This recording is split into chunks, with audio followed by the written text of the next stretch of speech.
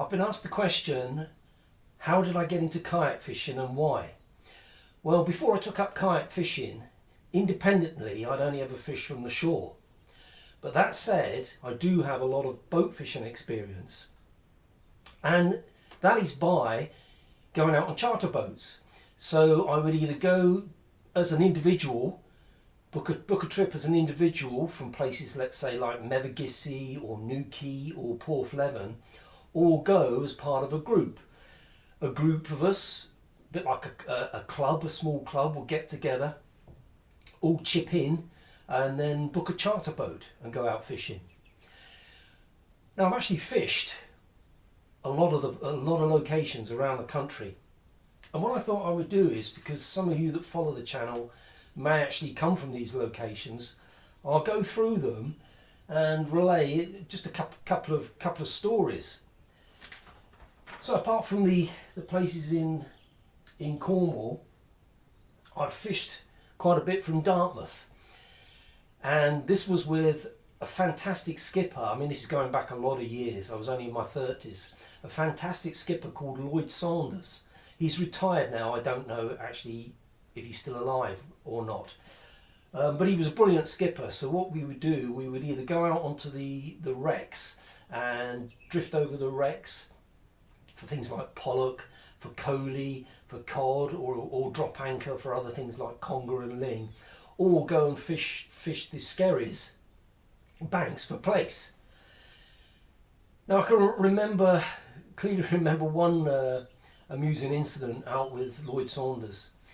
We were drifting over a wreck, fishing with the booms, and you had about a 12 to 15 foot trace, and you would fish a 178mm red gill. Drift over, lower it down, drift over, wind it up, lower it down, and wind it up again, and catch pollock that way, coley, coalfish, and cod. Anyway, we were drifting, and I just hooked into a fish, and it felt like a good fish. And Lloyd suddenly came out of his cabin. He said, "Right, everyone, get your rods in, quick." And I said, "Lloyd, I've got a fish on." He said, "That's okay." He said, just disengage the ratchet and let the line out." And what it was, there was a commercial boat. He'd seen a commercial boat heading his way. And rightly so, because he was so protective about his marks, the wrecks, he did not want this boat to find this wreck.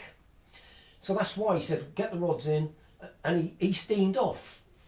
So while he steamed off, I've got the multiplier reel with the ratchet off, and I've got all this line streaming out, worried about, am I going to run out of line? Anyway, he steamed off, and this commercial boat disappeared. So we went back to the wreck with me winding all the slack in, and believe it or not, I still had this fish on, and it turned out to be a really good size coalfish. I can't remember the exact size, but I think it was about 18 or nearly 20 pound coley. So yeah, Lloyd Saunders was a great skipper. And then further along the south coast, I've been out from Bridport, I've been out from Weymouth, I've been out from Poole. Now I've got a really memorable trip of going out from Poole. One of our group, he was friendly with a skipper there, a commercial skipper who was a line fisherman for bass. Didn't have a big boat, he just had a small boat, and I think 6 of us went out, and we went out on the agreement that we would fish for the boat, but we were allowed to take 1 bass. And it was fishing with live sand eel, so we net the sand eel close to the harbour, and then he steamed out to these offshore sandbanks, which of course with the currents going over them, the strong currents, the bass used to love, because they could hide behind one of the underwater sand dunes, and then as the sand eels come over the top, bang. So we would drift over, about a 1 ounce ball lead, 6 foot trace, popping these live sandals on, and we had the most amazing days bass fishing. the best bass fishing I've ever had out on a boat. I mean, we just caught loads of bass, and it was a great experience. And of course, sure enough, we all came home with the bass to enjoy for a meal. So that was another really memorable trip. Then moving on, been Lymington and Hayling Island, fishing both sides. One side would be the Needles, and the other side would be the Nab Tower. So fish from there, and then Littlehampton out in the Channel, and then over into Kent, fish from Folkestone.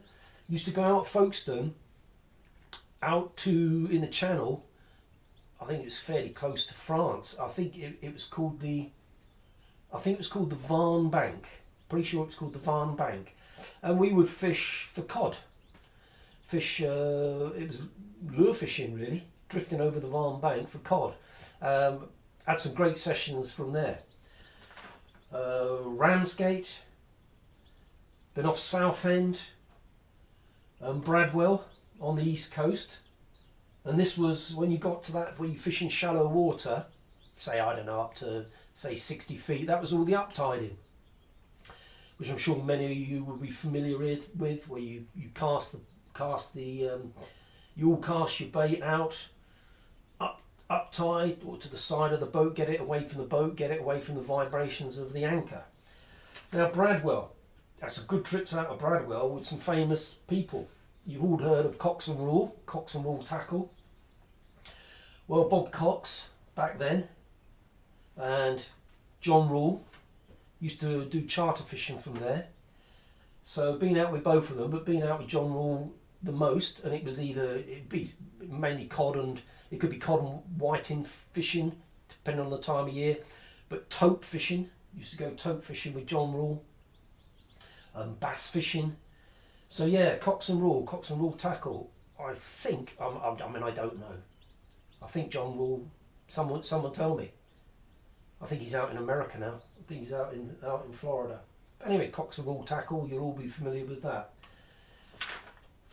West Mercia, Harwich, and then coming back a bit closer, from South Wales, near Cardiff, a place called Penarth. I had some fish there a lot. I had some great trips out there, out in the Bristol Channel, all sorts of species, cod, congers, bullhuss, rays. Yeah, that was great. And again, that was uptiding. Once I had been out night fishing on a charter boat from Penarth. So yeah, a lot of experience boat fishing. And of course, I know that there's absolutely no doubt about it that of course boat fishing is so much more productive than shore fishing for obvious reasons, because of the places you can access. Whereas from the shore you're basically stuck in one place, covering a small area. There is a saying, some of you may know it. It goes something like, if you just want to go and enjoy a day's fishing, go from the shore. But if you really want to catch fish, get a boat. And of course, there's a lot of truth in that. So I've always wanted my own boat. I don't know, something a little 13, 14, 15, 16 footer, Orkney, something like that. I've always wanted one, but I've just never, circumstances in life, there's something else that more of a priority. I've never ever been able to afford one. So, of course, just carried on independently shore fishing and going out occasionally on charter boats. So, the kayak fishing. So it's about 9 years ago now, about just over 9 years, I started reading things about kayak fishing. And I came across a couple of blogs actually. One blog called Saltwater Kayak Fisherman, I think it's called, and it was run by a chap called Rob Appleby. Started reading about this kayak fishing, fantastic blog. Got just about everything you would want to know about kayak fishing, the gear, the setup, and he also did a few videos fishing from a Blue Anchor up in Devon in the Bristol Channel, I think there's one I watched where he was out on the East Coast cod fishing. And the other blog was Ian Harris's blog, Dizzy Big Fish, Dizzy Fish, Ian Harris. It was another one. Fantastic blogs, full of information. So I thought, yeah, well, this is great. And then watching videos about it, not just from the UK, from America. There was, still going now, Ty Sutherland. His YouTube channel, 30 Miles Out. And then there was this. So I just looked at this and I thought, this looks good. This could be a way for me an affordable way for me to get out to sea. So I started to seriously think about it. But what I decided to do first was, look, I'm not going to just go and buy a kayak. I'd never been on a kayak in my life before. So I decided to go and hire a kayak. Now, down in St Mawes, a chap called Mark rents out kayaks. It's called St Mawes Kayak Hire.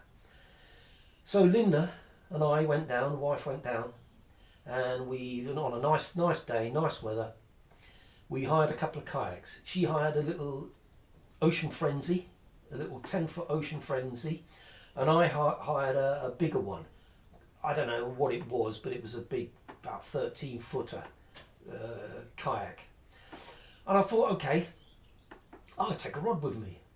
I just took a rod with a string of feathers on. And I thought all I wanted to do was just feel what it felt like to handle a rod from a kayak, not serious fishing, just see what it felt like. So anyway, we went out, and of course we didn't have the clothing.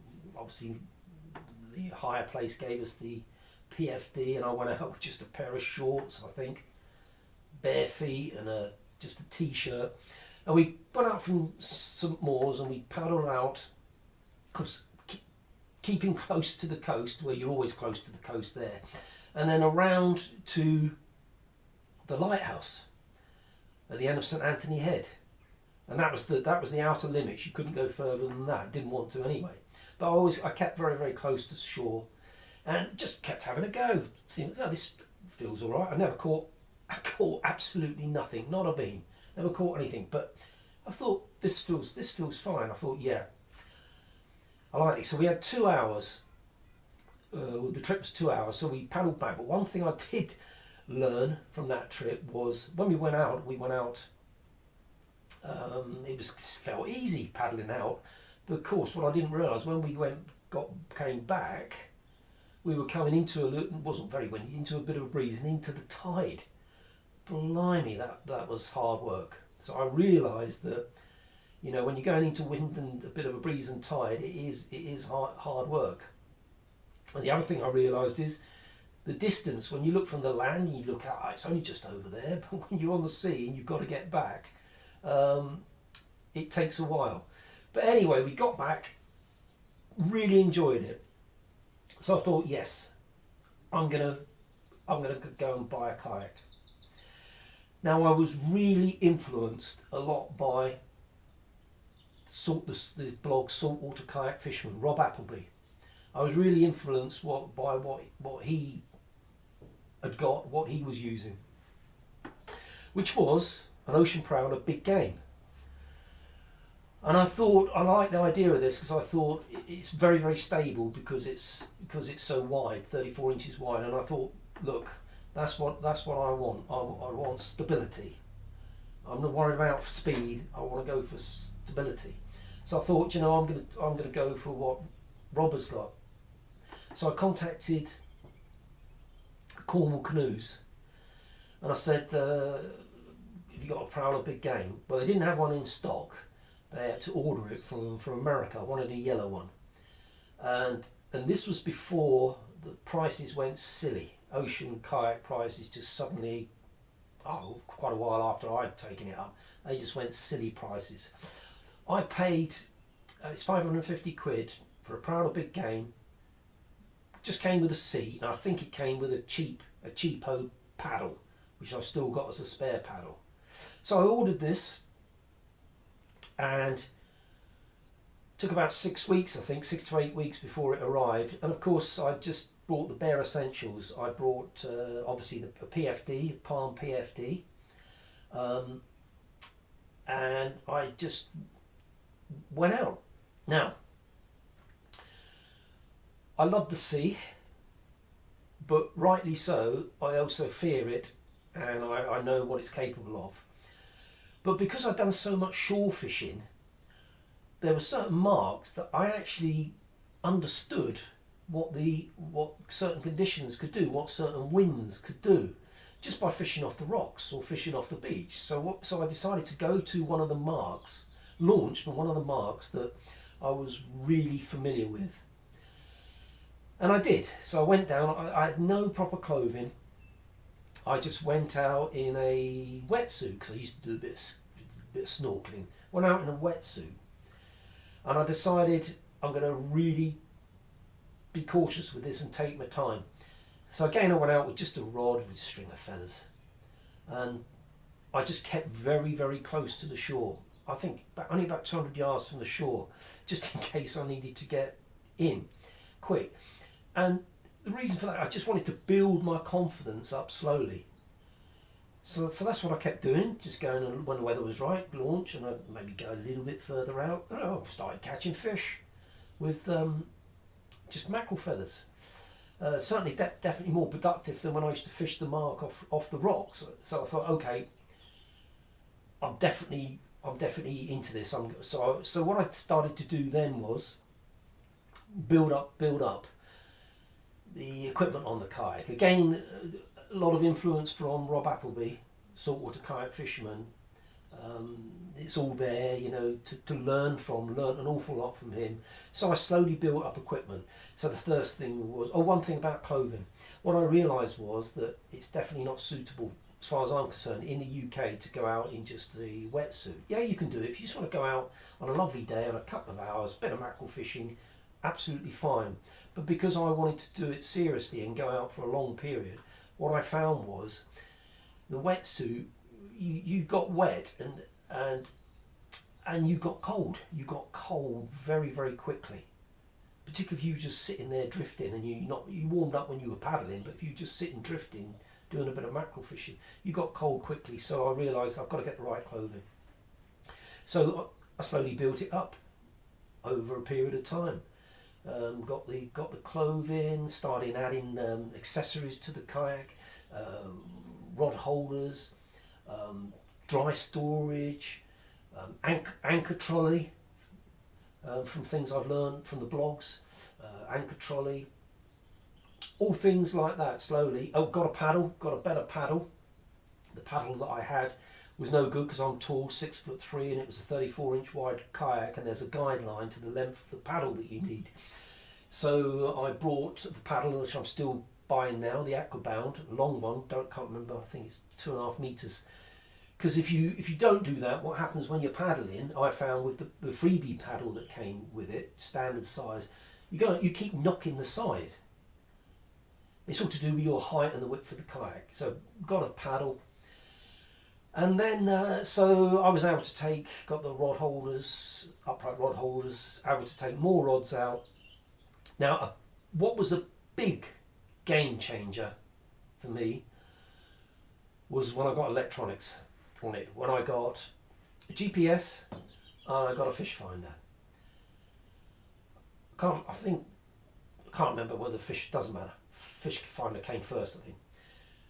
And that was a game changer.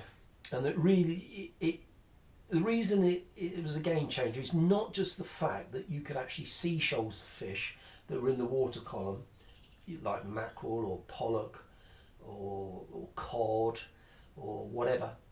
So it made it easy for you to lower the lures into that shoal instead of fishing blind. It was the marks that it gave me.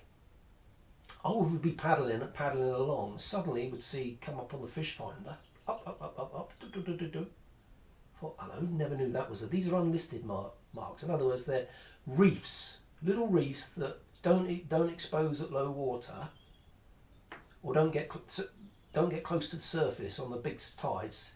So not a hazard. They're not considered a hazard. So they're not listed on charts.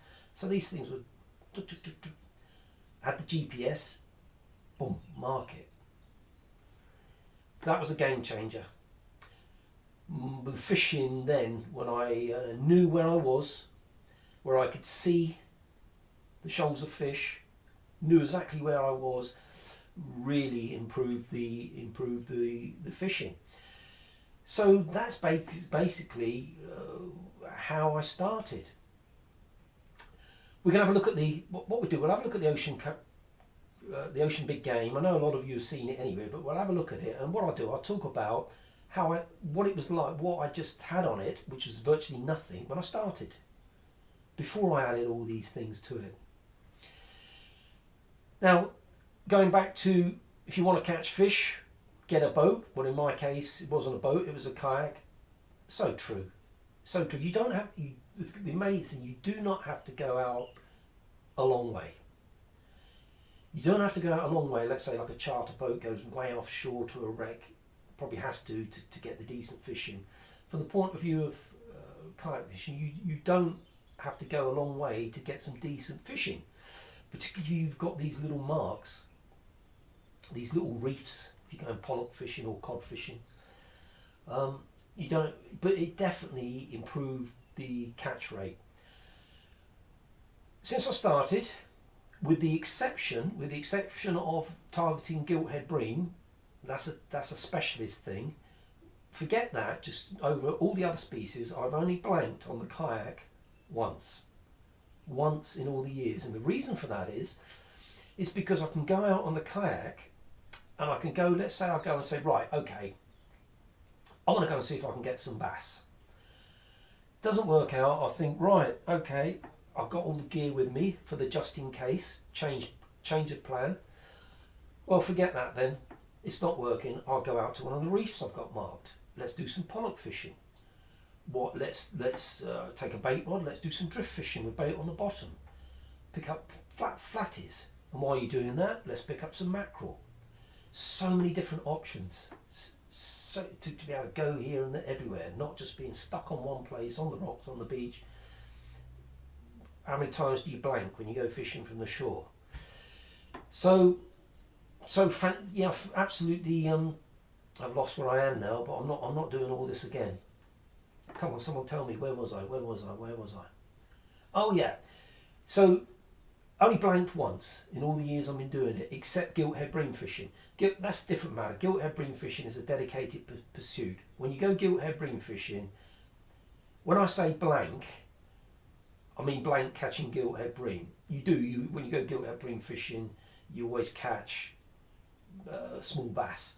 So it's technically, I have only ever blanked once, all fishing. But yeah, gilthead bream fishing is a lot of blanks trying to catch gilthead bream. Okay, so I think I've covered it all. Yeah, I think I've covered it all. I had to make notes for this one to make sure that I did. Can't think. Oh yeah, what I wanted to say was, what I do is, going back to that Dartmouth trip, here's a photo of going out with Lloyd Saunders, the little group we had, chartered his boat, and on his boat, holding the fish. There's some really good sized fish there. I think they were a mix of pollock and coalfish. You'll see me on the second from the left, the ugly one, the tall ugly one on the second from the left. And I think then that would have been the late 80s, probably about 1988, 1980, might have been 1989. So I was only, I don't know, what's that, early 30s, something like that. Okay, what we do, I'll go outside, I'll get the big game out, the lean-to, and I'll show you the big game and how I went out, what I just started with, which was virtually nothing on it at all. Alright, there she is, the kayak I started with, the Ocean Prowler Big Game. So in the tank well there, I never used to have anything in the tank well, like the dry box you see me use now with the upright rod holders. Never had that. All I had was the two flush mounted rod holders that it came with, one each side. Never had these, the ram balls to fit extra rod holders. Never had these each side, which I've got now. Just came with the seat and the paddle, but not this paddle, the cheap paddle that I mentioned. It never had this.